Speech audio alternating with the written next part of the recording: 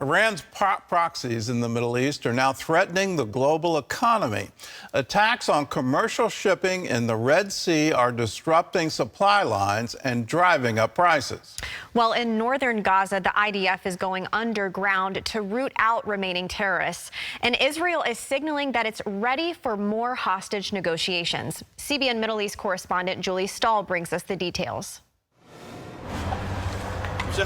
Israeli Defense Minister Yoav Gallant says troops are going into Hamas tunnels in northern Gaza to clean out what remains of the terrorists there. It's in the north of the Gaza Strip. The activity is focused on the final clearing of the area in Gaza and going underground to in-depth tunnels, where we have found a very large cache of all sorts and significance, which will be revealed to the public. The IDF says it's uncovered some 1,500 tunnel shafts and underground passages since the beginning of the war, and most of them have been found under schools, hospitals, mosques, and United Nations facilities. The IDF released video of the interrogation of Ahmed Kahalot, director of the Kamal Adwan Hospital in Jabalia. He describes how Hamas uses hospitals for military purposes, has offices, and hides there because they feel it's safe that Israel won't bomb them.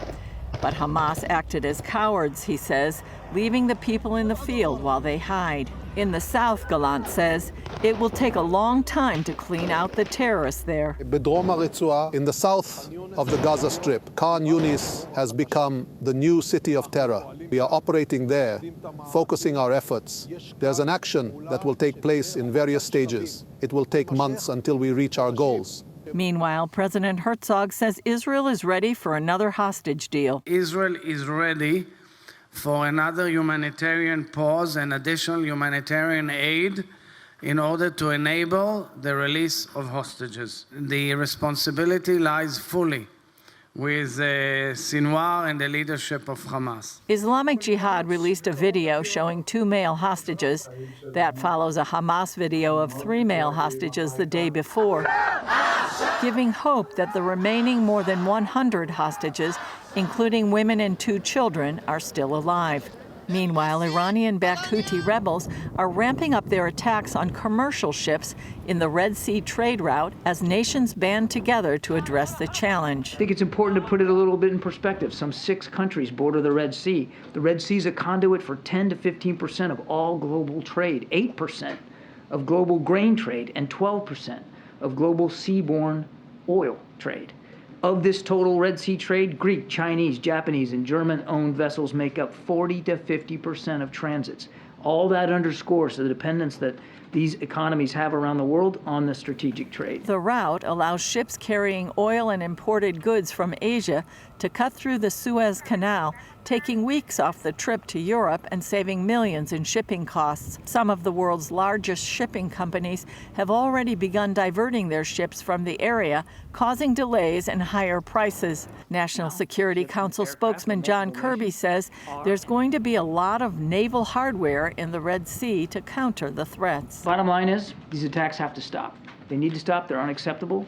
The United States, our allies and our partners, will do what we have to do to counter these threats and to protect these ships. Kirby says it's clear that Iran is behind the attacks. They are certainly providing the means, the tools, the capabilities, the weapons through which the Houthis are conducting these attacks. The Houthis may be pulling the trigger, but as I've said, Iran's giving them the guns. Julie Stahl, CBN News, Jerusalem.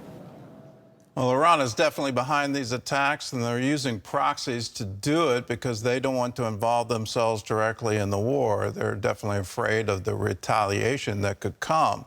Is there a coalition forming to protect the Red Sea, to protect the trade route? The answer is yes, but until that becomes absolutely secure, shipping companies they're commercial. They don't have weapons on board these ships. They're absolutely going to divert. Let's talk about these tunnels, because I think we need to underline Iran's behind them too.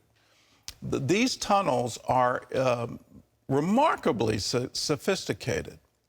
When you look at them, it's obvious that there was bore drilling equipment involved. You can drive vehicles through these tunnels. These aren't some kind of hand-dug affairs. These are very sophisticated, with manufactured steel to support the tunnel walls. They got all of that technology from Iran. Now, it's 50 meters below the surface. That is lower. That's 160 feet. The New York subway system isn't that low. It's there for bomb proofing. It's there to make sure that it can survive. And it was done with the full knowledge of the hospitals where the entrances are, the UN facilities where the entrances are. You can't have this kind of bore drilling equipment show up and do its work without everyone around it knowing exactly what's going on. Now, that's a war crime. Underline that when you hear of any war crimes by Israel, what Hamas has constructed here is a very sophisticated network of command and control and distribution underneath Gaza. And they have been specific that the entrances and exits are around hospitals, around schools, around UN relief agencies. These are all war crimes. They're using civilians as cover, civilian buildings as cover for their terrorist activity.